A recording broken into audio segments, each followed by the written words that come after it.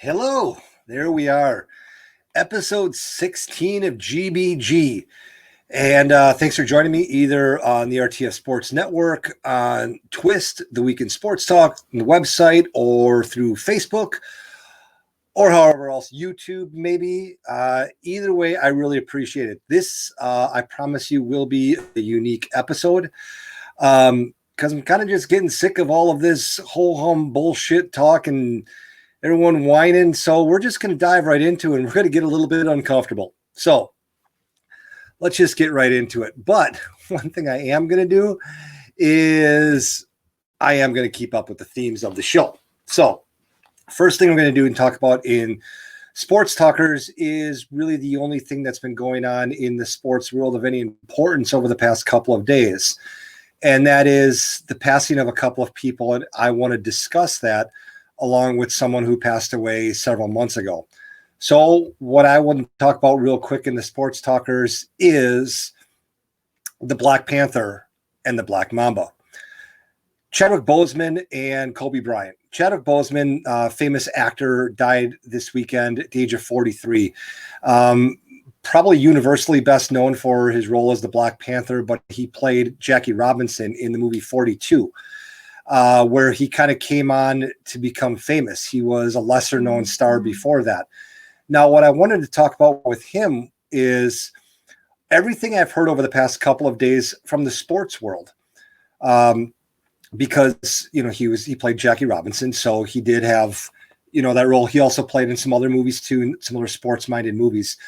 But it's how humble he was before 42 came out. He's a modest person, very appreciative, talking to ESPN and other network celebrities and personalities with the yes, sir, no, ma'am, yes, ma'am, no, ma'am, yes, sir, no, sir. And then you juxtapose that with him doing interviews after Black Panther. In fact, years after Black Panther. Black Panther was a cult phenomenon movie, and then also Chadwick would have played the role of the Black Panther in different movies, different Avenger movies. And people talked about his humility and his modesty even after those movies, after he became famous. And he passed away at 43, like I said, of colon cancer. He had been suffering and battling colon cancer for over 4 years, but no one ever knew. He didn't want that to define his life, his legacy. So he went on, fought, battled chemotherapy, radiation, everything you can imagine, and never talked about it. In fact, a couple of people today, when commenting on it, said that it just looked like he was losing weight for a role in a movie that he was doing. So you take that, you take Chadwick Boseman, humble man, becomes world famous, plays an icon superhero role, and remains the same type of person. Now, Kobe Bryant passed away at the beginning of the year. Most people, if you think about it, don't even remember that happened actually in 2020 because of all of the craziness that's been going on. But Kobe Bryant, as a young man in his earlier time when he first started playing, was caught up in a court battle. It turned out that it was, first of all, he was alleged to have sexually assaulted a woman. And as it turned out, he was just unfaithful to his wife. When I say just, that's appalling. One of my foundations for what I believe makes me is I'm faithful to friends, to my girlfriend, anything like that. I'm a faithful person. So that's appalling to someone like me. However, in Kobe Bryant's case, his story of infidelity and adultery was plastered all over the media. And when it came out, he, tried to recoup and rebuild his relationship with his wife. And over the course of time, over the course of the next 20 years, he built up a relationship with his wife, with his daughters, to the point where after he retired, he was known as a great family man. Now, it took 20 years to build up that legacy, those feelings that people had for him, because when he was a younger man, he wasn't the most responsible, and he was, not responsible to his vows and to his family, the most important people you should be responsible to. But what did he do? He atoned for his mistakes, and he built up a legacy, like I said, to the point where he would do anything for his daughters or his wife. And what I find intriguing about that is we should not be defined by something that we did 20 years ago, 10 years ago, 30 years ago, whatever the case is, as long as, here's the tricky part, we learn from our mistakes and we learn from history. There's a lot of people out there right now that are trying to erase our history. And I think, now granted, I went to school and studied, like I've mentioned before on this show several times, I've studied history. And I think it's important to learn from our history, good and bad. Not everything is a utopian society. We're not living in a world where everything is, peaches and cream. We have to learn from the bad stuff too. What you do is you learn from the bad stuff to not make those mistakes again. You learn from the good stuff and know that it is possible to replicate those good feelings, those good scenarios, those good things that we dealt with. But like Kobe Bryant, we have to be given the chance to rebuild our image, rebuild our legacy. We can't be defined by something that happened 20 years ago or 200 years ago. We have to be able to move on. But everyone needs to be able to move on. If Vanessa Bryant didn't want anything to do with Kobe, she could have thrown him out on his ass.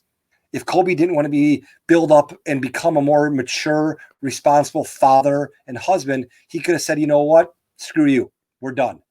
But they both worked together to rebuild their marriage and their family. And from all purposes, everything you hear, he did that.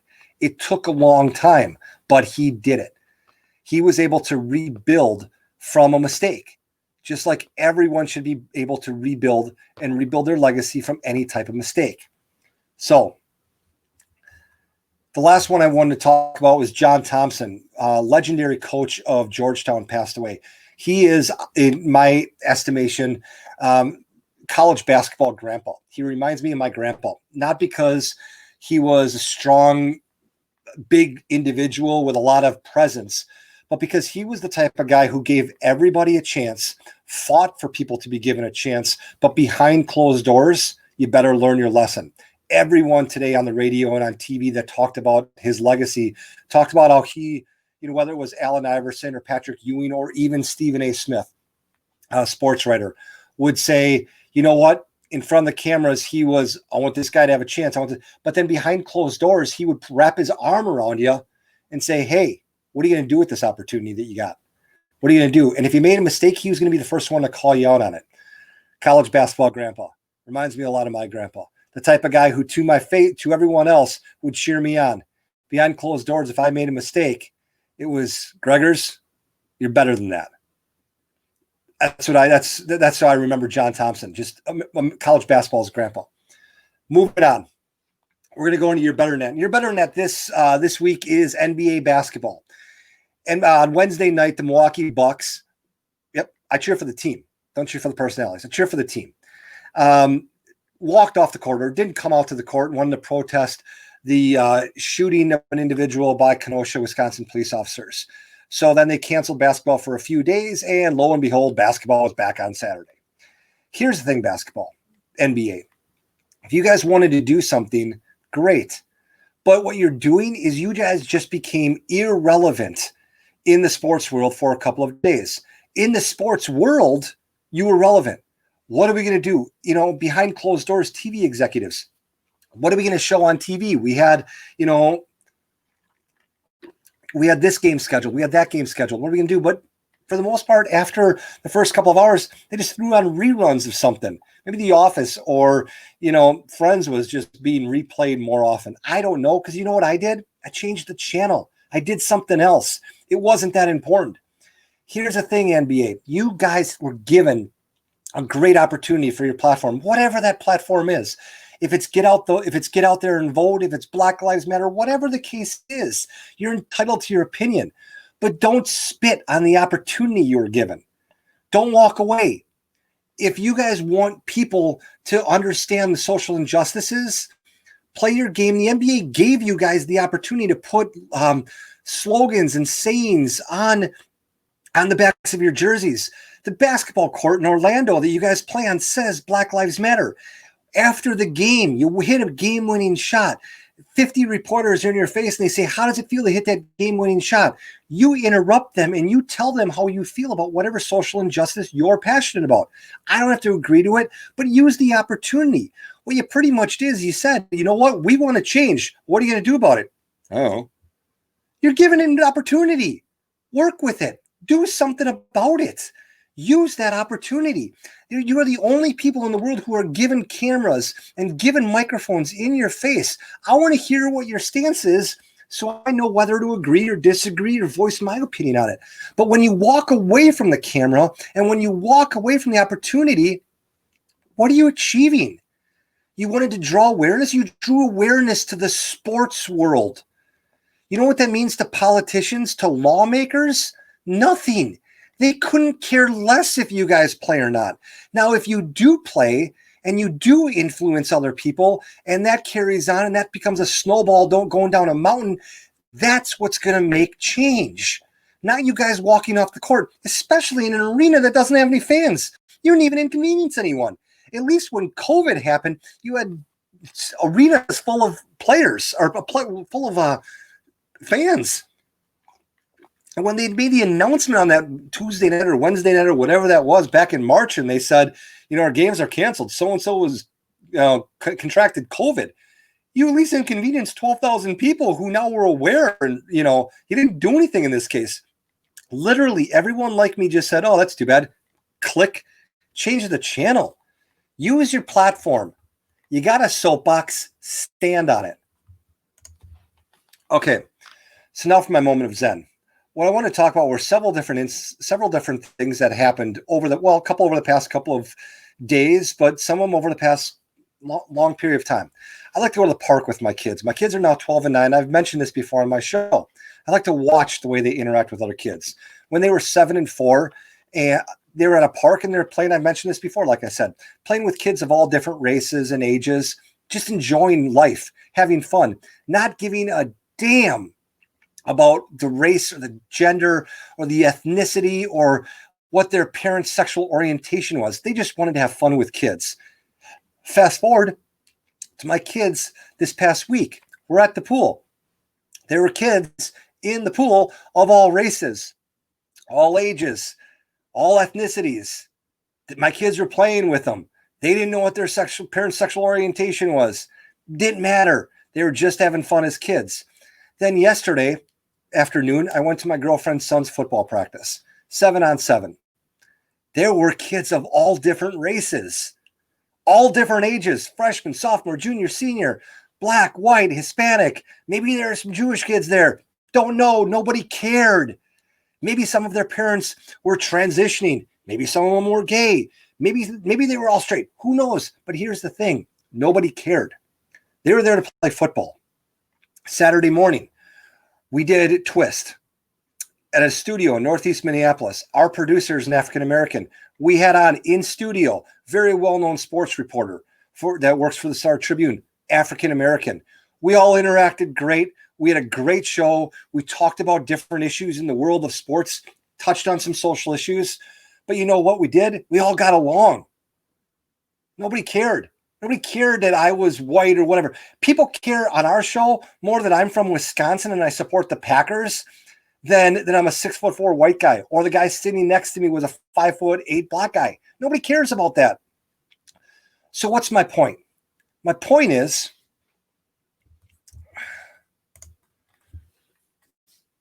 when did we all learn this? And is it even real? Wow. Green Bay Greg, what do you mean, is it even real? Well, I talk to a lot of people. I see a lot of people. I'm the type of person that overthinks things, and I pay attention to everything going around me. What do I see when I go to grocery stores? What do I see when I go to football practices? What do I see when I'm driving in the car? I see people of all different races, all different ages, all different genders, interacting, socializing, just being a part of each other's lives. You know what I don't see? A lot of racial injustices. Now, does that mean it doesn't exist? Of course not. Of course it does. But where does it all come from? Is it manifested in our minds?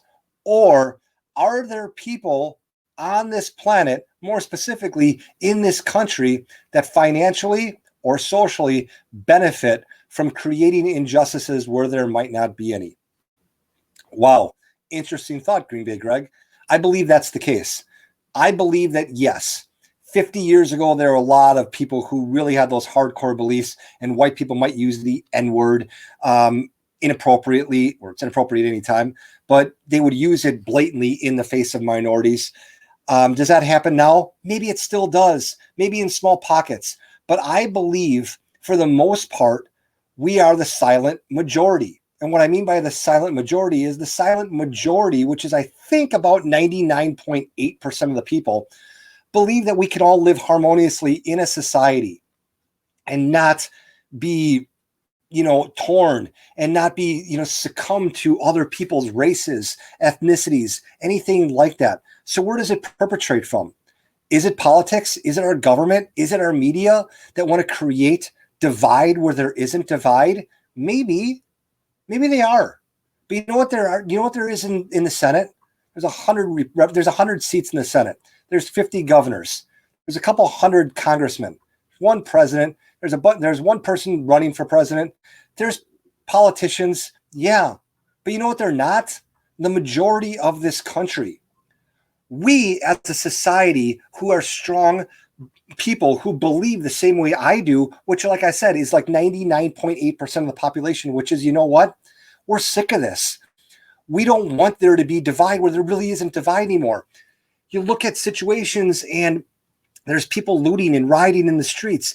And what do I see on my Facebook page? I see two different sides, because you look at who they're rioting for. They're rioting because a guy got shot in Kenosha. So you have one side that's saying police brutality, police are horrible, and the other side who feels that they have to just oppose the other side, talking about this person who was shot and about how he, sexually assaulted a 15-year-old girl, how there was a warrant out for his arrest, et cetera, et cetera, et cetera. What are we doing?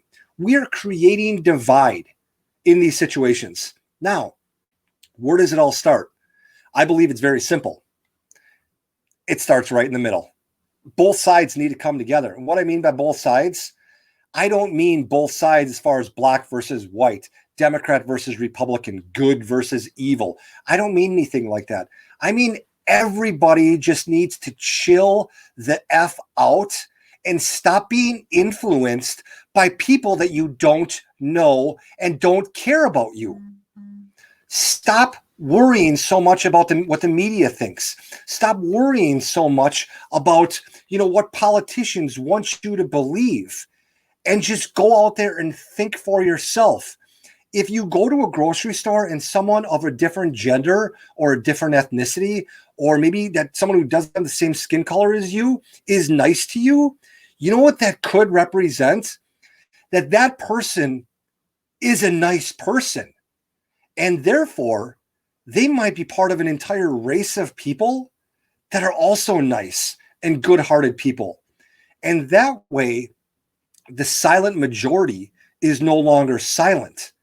And the minority of people who are horrible people on both sides of the issue are stomped out like a freaking bug. Okay? We need to stop being influenced by people who don't have our best interests in mind. They have their best interests in mind. Why do politicians talk about all of this divide in our country? Because they financially benefit from it. Why does the media talk about all of this social or all this racial divide? Because they know people are going to watch it. Then they can charge more for advertising. What don't people watch? People don't watch good-hearted stories. Excuse me, I got the hiccups. People don't watch that stuff unless we force them to. Call the media, call your TV station, call your radio station, call your newspaper and say, hey, I want you to do a story on this, and then find a good-hearted story. Maybe it's the grocer who worked an extra hour, or, helped an old lady with groceries to her car, or, did something unpaid, or someone did this or something. Little simple stories. Let's flood the freaking media with that. Then you know what's going to happen? Because you know what's going to happen? All of these rioters, all of these looters aren't going to get the attention they seek. And once the cameras are off, they will go away. Why? And then what's going to happen? The intention of these protests, which was supposed to be, peaceful protests in the same ilk as Dr. Martin Luther King, discussing peacefully social injustices. Well, if the cameras aren't there watching people burn down buildings, you know what's going to happen? There's going to be more time for people to sit down in a civilized manner and discuss these things and discuss how these situations can be fixed. That's all I'm saying. I know, it seems too freaking simple. So here's my challenge for this week. Learn the other side. On Friday afternoon, I was driving with my girlfriend in the car, and we were just going back and forth talking about politics. And granted, I was driving, so figuratively, I got on my soapbox. And I talked about political parties, our political parties, and what makes them different. And what was the most flattering thing to me is my girlfriend's extremely intelligent, extremely well-spoken, and really well-read. And she said at the end of my description that I said it in a way that people can understand it, which meant a lot to me. Why? Because I think that we get caught up in a lot of jargon and a lot of terminology, and people lose sight of what the parties stand for. And I'm not talking gun control versus freedom of the Second Amendment or abortion, pro-life, pro-choice. I'm not talking anything like that. I'm talking about the fundamental beliefs of our political system, our democracy. And what we really need to be cautious of as a society is that the idea of a democracy, if you really look at it from an economic standpoint, is not designed to last forever. They're only designed to last like 200 to 400 years. Why? Because I can call me up sometime. I'll get into it with you. But the whole idea of the system is being, thrown at. Right now, we have two different opposing parties looking at which way are we going to go. So here's my challenge to you, like I said. My challenge is look at the other side. Whatever beliefs you have, whatever stance you have, look at the opposite side, whether it's the opposite political party or whether it's the opposite race or maybe someone of a different gender. Look at what gives them their beliefs, because you know what they're not? They're not a bad person, just like you're not a bad person. Their beliefs and their feelings came from somewhere. So if you learn what someone else's feelings are and you learn what someone else's beliefs are, you will then learn probably what the foundation of those beliefs are, where they came from. You'll have a better understanding, and you'll also probably strengthen your own beliefs, but you'll be able to talk civilly and rationally with someone else that doesn't have the same beliefs as you without it turning into a Molotov cocktail into someone's grocery store window or stealing TVs out of a Best Buy. It can remain civil where people can just figure out a way to come together and agree to understand each other. Not agree to disagree, but agree to find a way to understand and accept each other. That's all I got, folks. Hopefully you enjoyed this 23 minutes. Take it easy. God bless.